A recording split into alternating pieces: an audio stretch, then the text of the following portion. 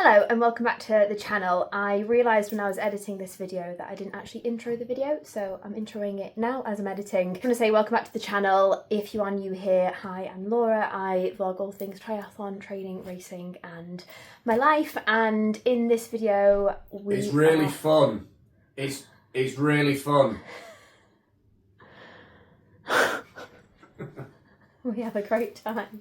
And today's video is going to be the day before and the day of the 70.3 World Championships in Marbella. So I hope you enjoy. Make sure to like, make sure to subscribe and enjoy the video. Good morning. It's the day before race day and I'm just about to go down and meet my mum. We're going to go for a swim. We're just going to get in, have a bit of a, bit of a paddle, see what we fancy doing. I'm not going to do anything too crazy today, obviously. But yes, well, I slept well. Garmin told me I didn't sleep well. So we're all good, we'll ignore Garmin, and yeah, it's another beautiful day. So yeah, we'll head down to the swim, get my wetsuit on. Not worn my wetsuit, can't remember the last time I wore my wetsuit. Probably back in, I didn't wear it for my race in June, so it must have been back in Bolton. So I'll put that on and get in the water. How long are you doing? How long are we doing? Half an hour? Yeah, I think so. Half an hour. Are you okay with Bolton. Oh, Bolton, yeah. You're not fit anymore, are you? No, Mark, because I'm fat now. So I need a new wetsuit as well. Or I need to stop eating cake. You just need to stop going on holiday Yeah. for 3 weeks. To be fair, I'm probably the same. Feels a bit snug. Morning. Morning. No, Mark, I'm fat. That's what I say to girls. Right. I just quickly zip me up the main gate. Maybe 10 o'clock before we go. Yeah, breakfast is till 11. For our room. Oh, can't move this. Oh, it's no way. You have to get yourself a new wetsuit. God, you must put some pounds on. Thank you, Mark. Stop it. Go and run. Right, have a nice swim, girls. Have a nice run.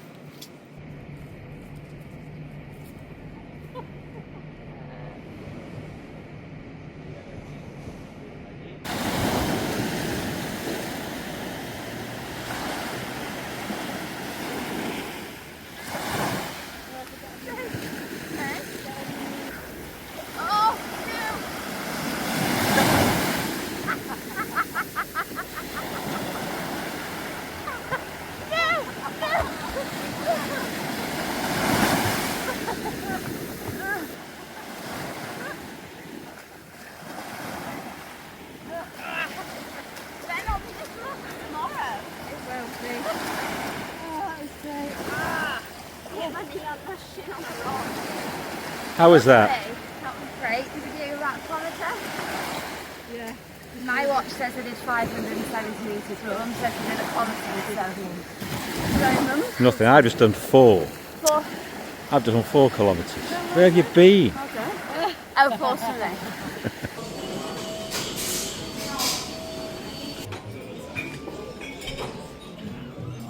The carb up begins. So my second course is just a load of bread. That's cornbread. That's like a chocolate and hazelnuts bread. Normal bread, and then these mini croissants, which are delightful. I've just eaten one. It's insane. With this view. Gorgeous. It's okay? Yeah, it's perfect. Thank you. Just had my hair braided at this place. We stumbled upon it, which is ideal.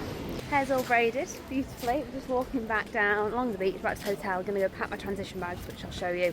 I also need to show you what I bought yesterday at the Ironman Expo.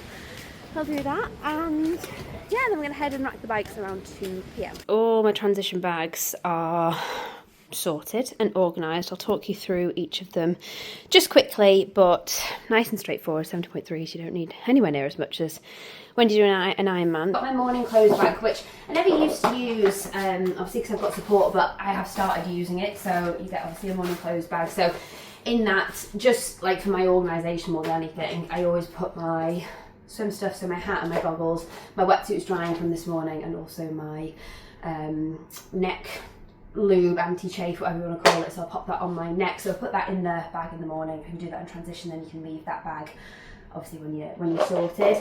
I'm also putting my bike computer in there because obviously I'll take this bag with me in the morning, put my bike computer on, a gel for before the swim, and then I've got a precision bottle, 500ml, which will have a 1500 tab in it. So yeah, I'll make sure to drink all of that in the morning before I've got to transition.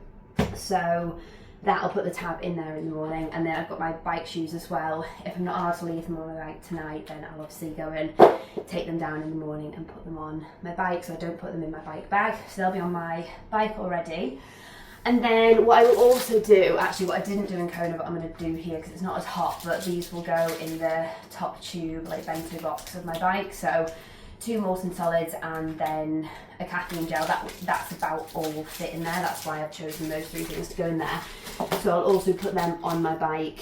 I'll probably just do that before I go rack it. But I didn't, as I said, I didn't in Kona because it was so hot and I felt like they were just gonna like melt. Then in my bike bag, obviously my helmet. I need my sticker on that, which I'll do just now. And then I have got 5 gels and a chew. These are all the Science and Sport ones, and then I use the Morton caffeine ones. And then on the run course, I also have the option to use the Morton ones as well, to have trained with them, and I do like them, but I've just got these with me, and then I'll just get them Morton ones out there. Aiming for 80 grams of carbs an hour. Obviously it's a tough course, so I want to be sticking to that, if not like slightly pushing that. I need to be on top of my nutrition for all the climbing. So that will be, I've actually got slightly over because I've got that Morton as well. So in total here, I've got about 350 grams of carbs in gels and the 2 solids and 1 chew. So I don't think I'll use all that because that's based on me taking 4 hours on the bike, which fingers crossed it won't take me that long on the bike. Obviously it's a hilly ride, so it's going to take me longer than a normal 70.3 would. That's based on 8 grams of carbs an hour for 4 hours, so I've got a bit of extra. And then finally onto the run bag. So in my run bag, I've got 3 gels in here, but I'll see how many I've still got in my pockets as to whether I actually take them with me. I might have some left, so we'll see, but they're there as spare. I have my race number, but because you don't have to wear it on the bike, you can just wear it on the run, so that is in my run bag. I'm going to run in a visor, and then these blue glasses, kind of in the wild. These aren't actually, this is just a, what are they called, like not a trial pair, what are they called? Anyway, they're not being released. I don't know if they are released in this colourway, but Hayley sent them to me, and I love the blue. So I'm going to wear them and also this visor. I will also run with a soft flask. That's what I've started doing, and it's working really well for me. So I will fill that up with, that'll be 500ml. So 500ml, and again with a 1500 tabs, that'll be 750 milligrams of sodium in that, which I'll sip as I'm going around. That'll be slightly more concentrated than what I will need, but that combined with then water from the aid stations will then dilute it slightly. So that is that. I've also got my running trainers, obviously. I've got my socks in my trainers. I won't wear socks on the bike, but I will wear socks on the run. So finally, I'm actually not racing in my normal tri-suit tomorrow. I'm racing in a different tri-suit because we're testing out a different supplier for our team tri-suits. We're looking to go with a different brand, so I'm trying out their tri-suit to see how it feels. So I bought one of them. Obviously I don't want to go with this company and then have them all printed and branded and then find out that they're uncomfortable or they're not suitable, so I want to do that before I roll them out to my athletes. So I have bought this no pins one, so I'm in all white, white and black, which isn't helpful because everyone races in white and black these days, so I'll be even harder to spot. I'll show you what I got from the expo yesterday, one of those being this top. It's a Hoka one actually, both the tops are Hoka. This is the back. It's got like the where the swim is, where the bike is, where the run is. So I've got this one in the Kona version as well, so I thought it was quite nice having both of those. And then I also bought 2 water bottles, because again, you can never have too many water bottles, and I like this new shape that they're doing. Gaz got some of them in Nice when he did his. I bought 12 Morton Solid bars, because that's how unprepared I am when I come to this race. I also don't have, I'm not going to race with these on my bike. I don't have water bottles on my bike. because I'm going to do it. So I need to go find somewhere. I could go and buy some Morton ones. It's just a shame to go and buy them and throw them. But anyway, I also got this Hoka t-shirt, which is a really nice material, like for running. So I like that, because as much as I was laughing this morning because I put a post up and it was literally like, oh, buying another t-shirt to wear this whole weekend and then to never wear again. And I was being a bit sarcastic, so I probably will wear them again, but I always get so carried away at the expo because I'm like, I like that colour, I want that, and then I don't really wear them back at home. I just wear them when I'm at like these races. So anyway, it's nice memories, but this one I will wear because I can run in this. It's really nice material. I also got, we were at the Precision stand, I was doing my sweat testing, got these little cups. They were sampling, I think, some of the new flavours of their electrolyte tabs, and I think that they're kind of in like cocktail flavour, so I had a mojito one, and they were giving out these cups, so that was quite cool. I got a couple of stickers, loads of stickers actually, because Precision gave me, oh, there's my ID. Stickers which I can just whack onto my bike box. One's a water bottle and like a Marbella sticker, and then these are the sort of official Ironman ones, which I always have on my bike box. So I like them. And is that everything? Yeah, I think that's everything. Right then, off to go and get, oh, just ram the bike into the wall, that's fine. Yeah, I'm just gonna go ride the bike now. I need to buy water bottles. I need to actually ride my bike. I've not actually ridden it yet, so that would help. I need also a canister, just in case. So, scale of like how prepared I am, not very, but it's fine. So yeah, I'll just probably go and ride my bike literally out the front of the hotel, go through all the gears, and like that's, I think, all we need to really do. I don't know, it'll be fine. That's all I would need.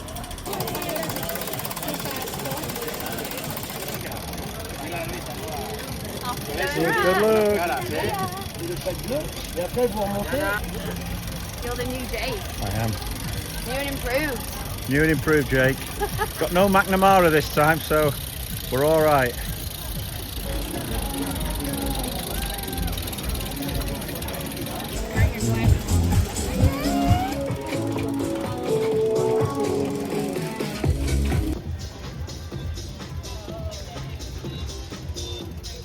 Transition is a lot bigger than Kona, I'll tell you that for free. Right, I'm row K. K for Karina, who is my sister, and then we're on the right hand side. Easy to remember. I've just hung my blue bag up over there. I can't get over how many women there are here. There was only like 1,600 in Kona, whereas there's like well over 2,600, I think, bags. Maybe 29, surely not, there's so many. But there's well over, it's about 4,000 men, I think. I thought it was going to be like 1,800 and 2,500, but I was completely wrong. So that is mad how many women are going to be here tomorrow, which is really exciting. Now down into T2, which looks like it's in a underground car park. Interesting. It's split transition. It's just wild. So it's in this car park. It feels very strange that the transition's in here. But here we go. Right, we're done. Time and chip got and everything wrapped, and now we go chill, we go eat, and we race tomorrow. Feeding up.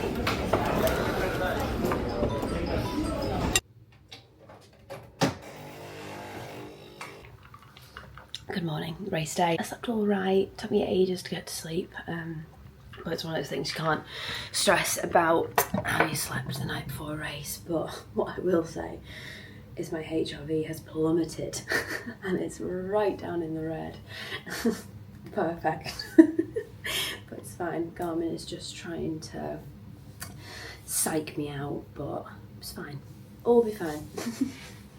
So yeah, I'll get ready. I'm just gonna have a chill morning. I've got about an hour until I need to leave, so I'll get sorted. I'll wake up, have a couple of coffees. We'll be fine. Everything will be fine.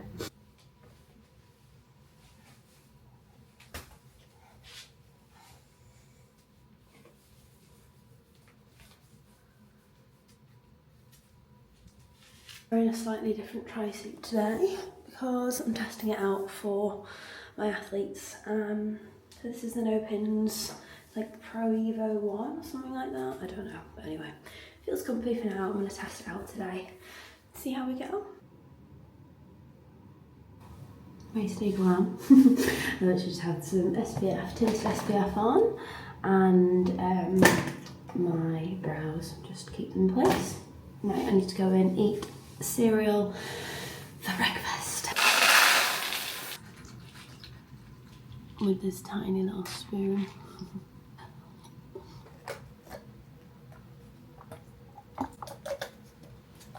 That's the one I'm going to drink this morning. That's 500ml with the 1500 tab in, so total is 750 milligrams of sodium, and then these two are on the bike, slightly less concentrated. So yeah, this is to ensure I go into the race feeling hydrated, and then these obviously are for on the bike. I've got everything in my bag and I'm ready to go.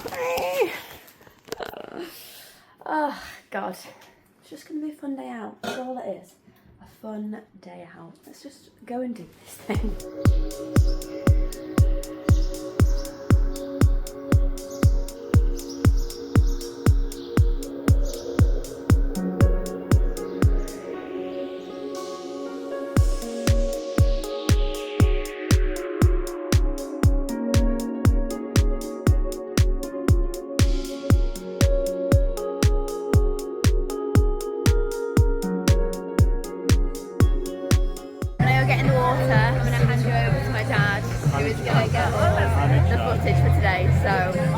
I apologise for bye, see you on the other side. For Ironman 70.3 and Ironman distance race. Go on, Laura! Go, Laura!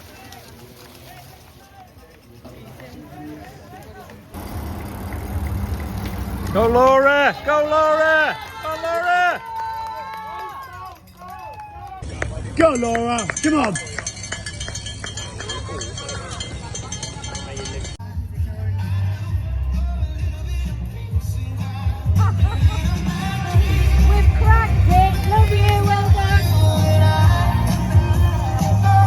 Welcome back, ladies. We've also got Yasmin from Egypt. Yalla, yalla, yalla, Yasmin. Mabruk, just congratulations. Morgan for the US. Diana for the Natalie for the City of Cork, Belgium, Laura Barnsley for Great Britain, and Maria Jewell for Ireland, Nikki McIntosh from New Zealand, Félicitations, Julia. The YouTube stuff. Finished the race, we're just in with precision fuel and hydration, doing some testing. In a brief couple of sentences, what we're testing. We're testing how much weight you've lost, so looking at dehydration levels, or hopefully not dehydration levels. Well, the amount I weed on the bike. I don't think. And we're taking a blood sample to just look at blood electrolyte concentration, so plasma sodium, potassium, things like that. Perfect. There we go. Tell us afterwards. Yeah, it's not a secret. We're done, we've raced, we've tested, and oh gosh, there's a big queue now. There wasn't a queue before. There wasn't, was there? But yeah, happy, good day out, fun day out. Great to do some exercise. Yeah, but no, it's a privilege to do these things. Yeah. So it takes a long time to qualify for it all. And to be Gratitude. surrounded by so many amazing women. Yeah, that's the best bit. Women's only days, right?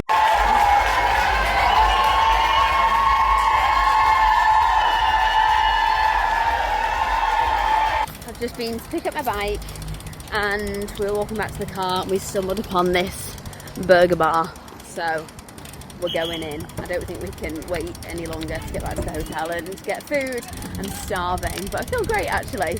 It's mad how different you feel after a 70.3 versus after an Ironman. I will debrief you properly at some point. But yeah, oh, I can't wait for a burger. I'm so excited for a burger. Cheers. Well done, Don. Cheers. Cheers, vlog. How did Oh my goodness. This is exactly. Those chips are great. very nice. Oh my goodness. You get double as well. Why is Yeah. there so much lettuce in there? It's a bit overkill, that.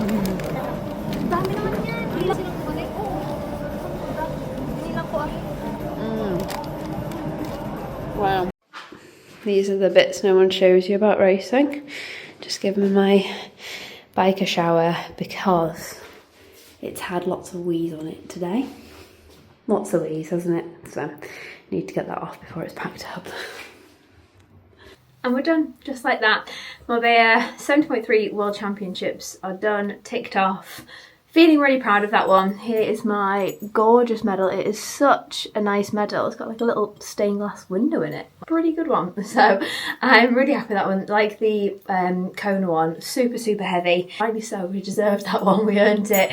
And I just thought I would do a really quick race review. I won't stay on too long, but I appreciate that there wasn't really that much footage of the actual race. So I thought I would just give you a quick debrief.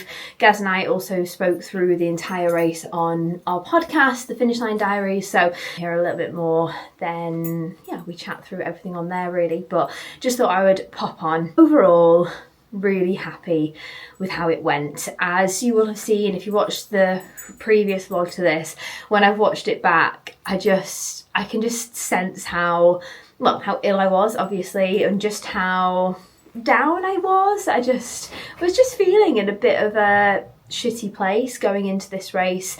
As I said, you know, it's to be expected off the back of such a huge goal, working towards Kona for well over a year, that I've been that has been the goal, that's been what I focused on, and then it's kind of like, we're done, and then it's a bit of post-holiday blues. It was literally the trip of a lifetime with my family, and it was just a really special trip, and then it was kind of like, done, and I was just feeling a little bit down, and then obviously it wasn't helped by getting ill. So looking back at that video, I do come across as quite miserable, and I do apologise for that, but I just like to be real. That's how I was feeling, and I think those post-race blues are very normal, and especially off the back of something as big as Kona. So yeah, I'm feeling in a much better place now. I think I'm so glad, and Gaz said the same, he was really glad that I did this race, because I think the bad mood would have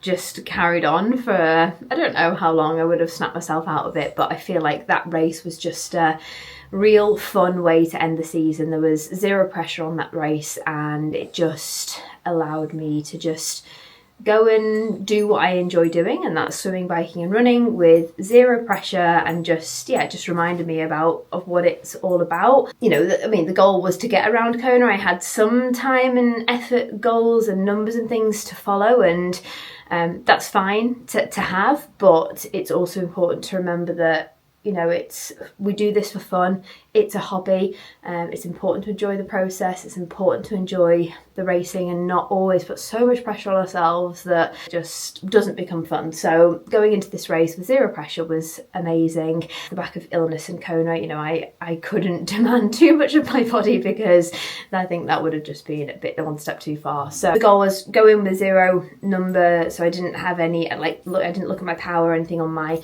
bike computer. My heart rate monitor wasn't working anyway, so I didn't look at my heart rate.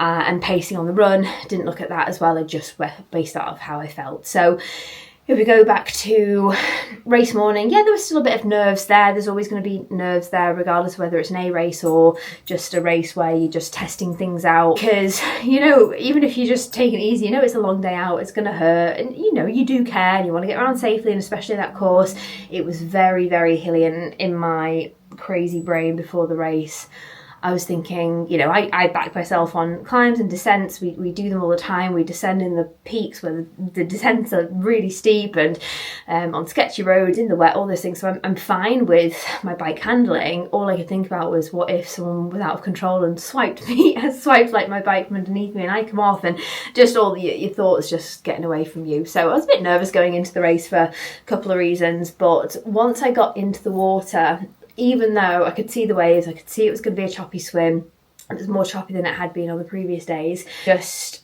as I got in the water, I just had this switch of mindset, and I was just like, let's go have fun.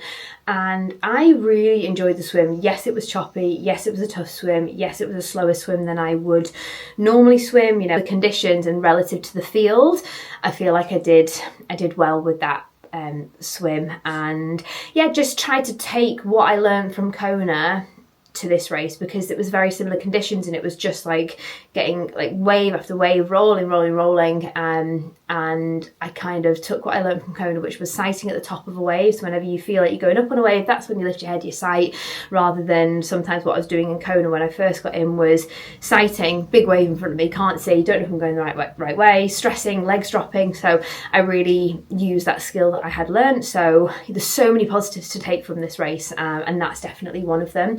Although it was hard, and there was at one point we were just going into the waves for the long back stretch, I just kind of settled in and I let my wetsuit help me, which again, we didn't have wetsuits in Kona, so in comparison it felt like an easy swim. It felt like a breeze, because in Kona without a wetsuit you can feel the difference hugely. So came out of the swim feeling good, feeling strong, feeling ready to get on my bike. And in comparison to Kona, where I got out the swim and I was like, I just need a minute and I just need to compose myself in transition, I was able to just run to transition. I was really focused, you know, thinking ahead, right, what do I need to do in transition? Yeah, and I got through transition really fast. I was very happy with that, really focused, got out onto the bike and was excited for the bike. I mean, I love riding my bike, and this course I knew was going to be so beautiful, so I just thought, take it all in. That was the plan, as my coach and I had spoken about, just take it in, and the views were stunning. It was such a beautiful course, and it's definitely somewhere that I want to go back and do some training, and maybe even go back and do Marbella 70.3 at some point.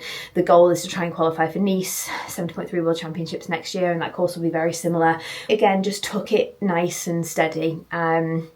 Didn't let myself get to that point of feeling that I'd gone sort of beyond myself. I just settled in, and I mean, even if you were taking it super easy and not pushing hard, it was still a tough climb. So heart rate was probably through the roof. As I said, I didn't have my heart rate monitor on. Don't know what heart rate I was pushing, but I know my heart rate would have been high, but that's fine because I'm doing a big climb. But I just tried not to push myself beyond that point of like, I feel my chest burning here. And descents was so wide, so open, so I was really able to just fly down them. And so my average pace on the final descent on the Ironman tracker, I went through one checkpoint at 60 kilometers an hour and one of them at 61. So I was imagining my mum being back at T2, looking at my time, looking at my pace, and being like, what's she doing? Why is she going so fast? So that was quite funny, but I did feel like I was going fast. I was flying past people, but I felt really strong and really confident. The bike was windy though. The bike was, so we were told that it was going to be a really calm day, and it was in Marbella. There was barely any wind, but obviously the bike takes you right up into the mountains, sort of, I don't know where to, but out of Marbella anyway. And there was at one point we must have turned a corner and it got to a really open bit, and you just felt this crazy wind. You could see all the trees. I was like, oh god, we're in for a long old day here. And some of the climbs you were just straight into this headwind, and all I was telling myself was, because it is literally kind of like an out and back course or thereabouts, I just kept telling myself, on the way back you're going to get pushed back in. As long as the wind doesn't change, you're going to get pushed back in. So just, I know it's shit now, but better this way around, that you get a headwind on the way out and then a tailwind on the way back in. You just have to deal with it. Everyone has to deal with it. You just get down. You can't control the conditions on the day, you can't control the weather, you can't control the wind. So I just tried to duck out of it as much as possible, getting my TT bars. Went happy with how I managed the climbs and managed that bike course in general, considering, it was supposed to be 1800 metres of elevation. I think it came out at about 1500. Regardless of what it was still the hilliest ride I've ever done for that distance. I was convinced it was going to take me over 3.5 hours. The fact it took me 3:16, I was very proud of myself for that one. Felt good and enjoyed the bike course, and that was the main goal, that was the main thing. So, but that being said, I was happy to, I was happy to get off the bike, but it's crazy how quick a 70.3 course, like 90k on the bike, goes in comparison to doing an Ironman. And also it's crazy how short a 70.3 swim looks in comparison to an Ironman swim. Came in from the bike, it was warmish on the bike. It wasn't too hot, but you could definitely feel it was warming up for sure. And all the heat acclimation work I did for Kona, all of that will be gone by now. Like you can't hold on to heat acclimation for that long. I think it drops off sort of completely after about 2 weeks, but it's been said, you know, it was only in the low 20s, so I feel like that's not too hot for me. So felt great into T2, and I must have been hydrating really well because I did 2 wees on the bike, like 2 proper wees on the bike, TMI, and then I had to go for a wee as well in T2 as well. So 3 wees in 70.3. Maybe I overdid it with the hydration. I don't know. I did some testing with Precision Fuel and Hydration. They took my weight before and after, so they'll see how dehydrated or not I was. And then also we did some, like, they did a blood sample to test the like levels of sodium and potassium and electrolytes in my bloodstream as well. So I'll get all those results back, and that'll be interesting. I can share that with you. But I feel like I was very hydrated, maybe too much so, I don't know, because usually I'll go for a wee like once on the 70.3. So anyway, that's just something to think about. Onto the run, and like I said, the goal wasn't about pacing, times, anything like that. I just wanted to focus on how I was feeling and just stay very much within myself. So first couple of kilometres, when I could hear my watch beeping at me, sort of going through a kilometre, I didn't look, because I didn't want to know what pace I was running at.